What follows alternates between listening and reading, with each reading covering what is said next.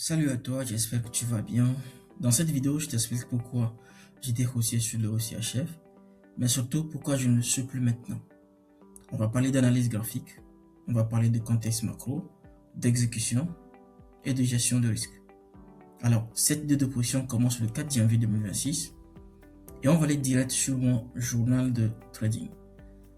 Alors, comme toujours, moi je commence par le graphique, c'est visuel, et c'est surtout la conséquence directe du fondamental et de la psychologie. Donc l'idée c'est de voir si la paire est d'abord techniquement intéressante et si c'est le cas, voir si le scénario est macro-compatible. Donc je commence en daily. Ça c'est le graphique de l'euro CHF en daily. Alors dans un premier temps, on voit une structure qui est baissière parce que les sommets et les creux sont de plus en plus bas jusqu'à ce niveau-là, puisqu'à ce niveau-là, on vient casser le dernier sommet, donc la dernière résistance. Ok, donc on casse ce sommet-là, donc ce niveau de prix ici. On fait un sommet qui est plus haut que le sommet précédent. Ok, donc premier élément, on fait un sommet plus haut que le dernier plutôt sommet ici. Ici, on pouvait clairement voir une divergence RSI. Donc, j'ai deux éléments qui m'aident à avoir un biais aussi. Donc, cassure de ce dernier sommet ici. Formation d'un nouveau sommet qui est plus haut que le dernier sommet. Divergence RSI. D'accord? Donc, je me dis là, on est potentiellement dans un début de tendance haussière. D'accord? Donc, à partir de là, je sais que puisque dans une tendance haussière, les baisses sont des corrections. Donc, cette baisse-là qu'on voit ici, à partir de cet instant, pour moi, c'est une correction. Ok. Maintenant, on passe en cycle moyen, donc le H4. Ok. Donc, je vais zoomer cette partie-là, donc cette baisse-là, en H4. Donc, c'est ce qu'on voit ici. Voilà. Donc, en H4 aussi, on peut, dans un premier temps, repérer les sommets et les creux et remarquer que les sommets et les creux sont de plus en plus bas. Donc, on était dans une tendance baissière. OK. Plus de 3 cycles baissiers, c'est-à-dire on a fait premier cycle baissier, deuxième cycle, troisième cycle et voire même 4 cycles baissiers. C'est-à-dire que, logiquement, quand on fait 3-4 cycles, on est plus proche de la fin de cette structure-là plutôt qu'à son début, en fait. Donc, dernier sommet est creux plus haut que les précédents. Donc, ce sommet-là, il est plus haut que le sommet précédent. Ce creux également est plus haut que le creux précédent. Donc, à partir de ces éléments-là, je peux conclure qu'on est potentiellement dans un début de mouvement haussier en H4, bien sûr. Et que par conséquent, les baisses H4 sont des correctives. Donc, je parle de cette baisse-là, ici. C'est une correction, tout simplement. Maintenant, l'idée, la stratégie, bon, là, on va aller en 40 minutes, parce que c'est mon cycle d'exécution. C'est mon time frame d'exécution. Je peux voir quoi? Donc, en zoomant cette partie-là, bon, c'est ça qui est ici, voilà. Je peux voir qu'on est dans une tendance directionnelle baissière, parce que on voit des sommets. En tout cas, ce sommet-là, il est plus haut que celui-ci. De même que, il est plus haut que celui-ci. Donc, ce sommet-là, plus bas que celui-ci. Ce creux-là, il est plus bas que le précédent. Ok? Donc, la stratégie, c'est d'exploiter toutes les impulsions H4. Donc, en achetant dans les creux. Ok? Et pour moi, le creux H4, il est là. Le creux H4, il est là. Ici. C'est-à-dire qu'en achetant ici, on anticipe la fin de ce cycle baissier-là. Enfin, l'idée, c'est d'acheter ici la fin de ce cycle H4-là. Ok? Et potentiellement espérer avoir un cycle haussier H4. Voilà. Maintenant, mon scénario d'invalidation. À quel moment mon scénario haussier sur le CHF s'invalide? Là, je parle de façon technique, hein, sur le plan graphique. Bah, c'est lorsqu'on vient casser et on clôture mon support daily. Mon support daily qui était ici. Donc, je parle de ce niveau-là. Ok. Donc, si on revient casser, si cette tendance-là baissière, si cette correction-là ne s'arrête pas ici, qu'on vient casser ici, alors mon scénario haussier sur le RSI est invalidé. Donc on va passer à la vérification fondamentale. D'abord, les banques centrales, donc différentiel de politique monétaire entre la Banque centrale européenne et la Banque nationale suisse. Donc ici, je suis sur le site Trading économique, les taux d'intérêt. On peut clairement voir que en Suisse, on a 0% de taux d'intérêt ici. En zone euro, on a 2,15%. Donc on a un différentiel de taux d'intérêt qui avantage plutôt, excusez-moi, la zone euro ici. Donc on peut voir le résumé. La BCE qui maintient les coûts d'emprunt échangés pour une quatrième réunion consécutive. Au niveau de la Suisse également, la Suisse maintient son taux directeur à 0% lors de sa dernière réunion de l'année. Donc ici on voit quoi? L'inflation, les taux d'inflation sont à 2% dans la zone euro. En Suisse, on a 0,1%. D'accord? Donc, à partir de ces éléments-là, on peut voir que, en fait, la BCE, elle a une posture neutre, ok, attentiste. Donc, les taux restent inchangés depuis un bon moment. On a une approche de données dépendantes, d'accord? L'inflation qui est proche de la cible, donc 2%, ok? Ensuite, au niveau de la BNS, on sait que historiquement, elle a une politique accommodante. L'inflation, elle est plus faible qu'en zone euro. Ce qu'on a pu voir, c'est à 0,1% contre 2% en zone euro. On sait également que la BNS est oscille à une appréciation excessive du franc suisse. Okay? C'est-à-dire qu'elle combat le franc est fort. D'accord? Pas de stress global majeur. Donc, ce contexte-là, en fait, place l'euro CHF dans un environnement qui est favorable à l'euro, sans non plus être explosif. Donc, on peut voir clairement que le fondamental n'invalide pas la structure haussière. Donc, les données à surveiller, donc c'est ça, donc les décisions des taux des banques centrales, les discours, les projections, les taux d'inflation, donc les CPI, etc. Le contexte global, ici, donc ça c'est le troisième aspect, contexte global. On sait que le CHF est une valeur refuge, hein, donc tant que le contexte global reste calme, le CHF n'a pas de catalyseur macro pour s'apprécier fortement.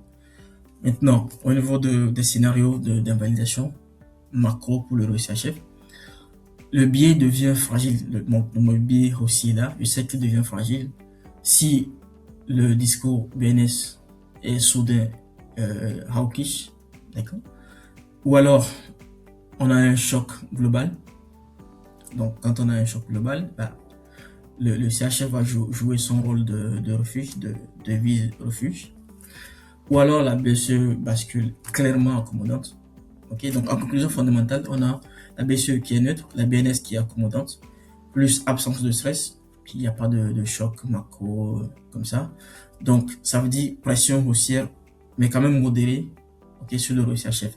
Donc fondamentalement, le marché a plus de raisons de payer l'euro que le franc suisse.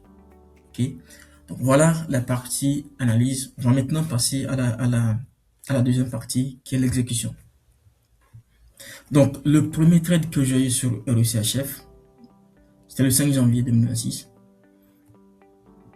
Ok, avec un risque de 1%. Donc je reviendrai sur cette donnée-là. Mais par exemple, ce qui m'intéresse ici, c'est l'unité de temps. Donc c'est en 40 minutes. Ok, donc c'est un buy, type d'entrée, 50% Fibonacci, etc. Donc là, donc comme vous pouvez le voir, ça c'est en 40 minutes. Donc j'avais, comme je le disais, j'avais une correction baissière. Donc j'attendais la fin de la correction, la fin de cette correction là pour pouvoir acheter. Donc la fin de la correction, c'est quoi? C'est qu'on fasse un sommet plus haut que le sommet précédent. Donc là, ça nous démontre le comportement haussier des acteurs. Ok, c'est-à-dire que les acteurs qui étaient baissiers là vont changer de comportement, vont commencer par acheter. Et donc à partir de là, j'avais le signal, j'avais un signal acheteur, donc il fallait attendre le retournement ici pour acheter. En fait, je suis rentré à 61,8% ici de Fibonacci parce que j'avais cette zone là ici, j'avais cette zone là ici, Donc, ce qui fait que je suis rentré ici. J'ai placé mon stop loss sous le dernier creux H4, ici. Donc, comme ça, si les prix revenaient ici, ça invalidait tout de suite mon scénario, puisque j'avais un scénario intra-week, puisque quand je suis en 40 minutes, j'ai un scénario intra-week, ok? L'idée, c'est de garder cette position-là 2, 3 jours, voire une semaine, pas plus, puisque c'est l'intra-week, ce n'est pas du swing, ok? Donc, ça, c'est la première entrée. On va maintenant voir la gestion. Donc, comment j'ai géré la position. Donc, ça là, c'est, je pense, le premier jour. Donc, le premier jour, ça, c'était le matin, je crois, vers 7-8 heures ici. Ensuite, on a eu cette accumulation-là pendant la journée, ici. Après, on a cassé l'accumulation vers le haut. Donc, ce qui fait que j'ai déplacé mon stop loss qui était initialement ici, à ce niveau-là, donc sous la correction, sous ce range-là qu'on a créé. Donc là, à partir de là, je sécurisais déjà 50% de mon risque. Ensuite, on a eu une deuxième accumulation là. On a eu une deuxième accumulation. Donc j'ai déplacé, bon, c'est pas grand chose, j'avais le stop loss qui était ici, je l'ai déplacé ici. Donc j'étais un peu plus agressif. Maintenant, le lendemain, je crois ça c'est le 7, donc mercredi 7 janvier, on avait les chiffres de l'inflation, donc l'IPC au niveau de la zone euro ici, donc qui était sorti inchangé toujours à 2%. Ok, donc je continuais toujours mon scénario haussier. Le lendemain ici, cette accumulation qu'on avait formée ici, on la casse. Donc on a cassé l'accumulation vers le haut, donc toujours dans le sens haussier de mon scénario ici. Donc à partir de là, qu'est-ce que j'ai fait? Vous vous rappelez, mon stop loss était ici. Donc j'ai déplacé mon stop loss jusqu'ici, donc ce qu'on appelle trailing stop. Hein. Donc je protégeais tout ça là, ici. Donc vous pouvez voir stop loss ici, que j'ai déplacé. Voilà. Donc à partir de là, j'avais atteint ce niveau-là, le dernier niveau H4. Mon objectif était encore plus haut, ici. Voilà, donc ce qui fait que bon, j'étais tranquille. Il y avait aucune raison de sortir ici ou de paniquer. Ok. Maintenant, la suite, bon ça c'est un H4. Ok, ça c'est graphique H4. Ça aussi c'est graphique H4. Je pense que c'est le lendemain ici. Et maintenant, ça c'était quoi? Le vendredi, le jeudi, non vendredi, on a eu cette grosse accumulation là. Ok, on a eu cette grosse accumulation là. Et à la sortie de cette accumulation, on est allé toucher le fameux TP. Ok, donc voilà comment, théoriquement, je dis bien théoriquement, je clôture mon trade sur EuroCHF avec un risk-reward de 2,92. Pas mal. Ok, mais ça, comme je l'ai dit, ça c'est vraiment théorique. Parce que je vais vous montrer la vraie pratique. La vraie pratique, c'est ça. Mon compte, ça c'est mon compte au niveau de MT5. Donc, j'ai pris la position ici, comme je l'expliquais, ici. Mon stop loss là. Donc, quand on a eu cette première impulsion, j'ai déplacé mon stop loss ici. Vous vous rappelez? Ensuite, on a eu cette deuxième accumulation ici. Qu'est-ce que j'ai fait? J'ai déplacé mon stop loss, comme je l'ai expliqué là.